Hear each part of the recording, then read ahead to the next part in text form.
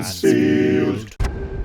Right, I've landed the first part and I'm now clinging to a wall. Scope the area out, looks like that's my next target, given it's got a bright green light on it, very subtle. I'll need to double jump, then air dash at least once, try to collect the mid-air power up to recharge my dashes, hit that pole to vault myself a bit further, then dash carefully and quickly to avoid a couple of traps before landing on the platform below.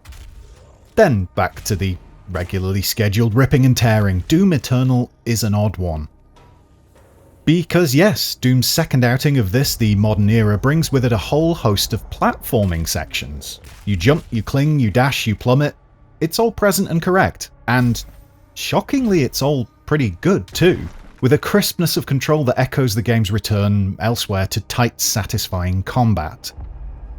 Adding in platforming to an FPS has been seen as a negative since even before Half-Life polluted the waters with its Zen section in 1998, but that hasn't stopped it, and fair play to them. I find it hard to accept that platforming really fits in a Doom game, but progress makes a fool out of all of us, right? The core of the experience in Doom Eternal does, of course, stick to the tried and tested elements that made 2016's reboot so impactful and brilliant.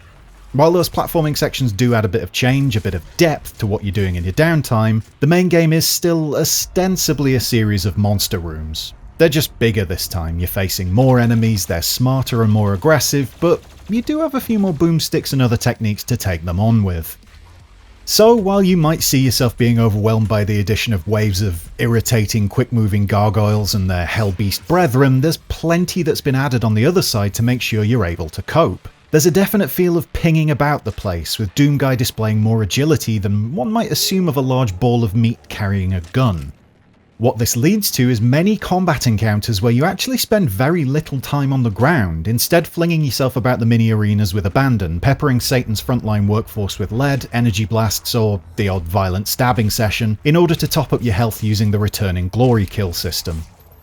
Said system, rewarding players for being on the front foot as much as possible, also includes topping up your armour and ammo, and I'm delighted it's returned, as it is the most perfectly Doom thing it could have brought to the series' modern incarnation. Basically, Doom Eternal is big and dumb and silly and not an art game, but it's also big and dumb and silly and utterly exhilarating.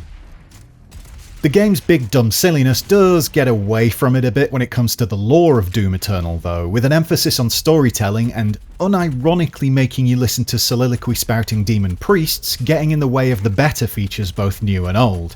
It's a taste thing, and it's probably a tradition thing. The original Doom didn't really have a story, with a lone page tale retconned into being after the game eventually received a commercial release and a manual to go with it. Now we have vast quantities of codex entries, fine, but a wave of grandiose villains and their villainy being villainous at our mute hero does have the tendency to rip and tear you out of the experience in a way that it's hard to justify to all but the most evangelical of the Law Society. It's rarely too long an imposition, but it is an imposition, and that doesn't work well in a Doom-shaped situation. There's also, dare I risk turning what is meant to be a roundly positive review into one full of needling issues, a seemingly huge reliance on bitty little upgrades and extra powers to unlock. It's another aspect that dilutes and leaves you feeling things are a mite less pure than they were before, and while making your new shoulder-mounted cannon's ice grenades more impactful is a thing you'll probably want to do, would any of us really have missed it if there weren't yet another upgrade screen to figure out? I would hazard a guess at no. I don't think I was ever going to be as enamoured with Doom Eternal as I was with the 2016 reboot, given how shocked the world collectively was at how great that last game was. It's impossible to live up to that combo weight of both expectation and relief. What few would have predicted though is that one of the sequel's real areas of innovation, for this series alone of course, would be in smart, skillful use of platforming sections. I still don't think they actually fit. It jars almost every time the aerial navigation comes to the fore, but it's fun to do them, and bar one or two grab-the-wall glitches, the sections work well. Equally few would have predicted Doom Eternal's slide into the realm of unskippable, endless feeling sections of lore-heavy exposition, and that's an area it does start to feel like not only has it diluted the Doom experience, but it's done so in a distinctly non-positive fashion. So, a mixed bag? Not really, no. Doom Eternal is still brilliant, relentless and genuinely adrenaline pumping, adhering to a purity of moment-to-moment design that will always shine through, regardless of the experiments and trinkets adorning its extremities.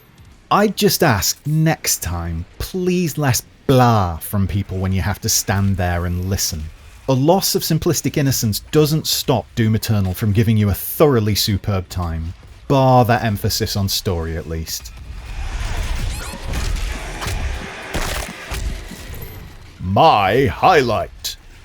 Doomguy's room in the Fortress of Doom ship hub is a pleasant little bundle of references, collectibles and jokes. It's genuinely interesting to potter about in there for 5 minutes between the carnage, and when you figure out how to unlock Doom 2 on the old PC, well...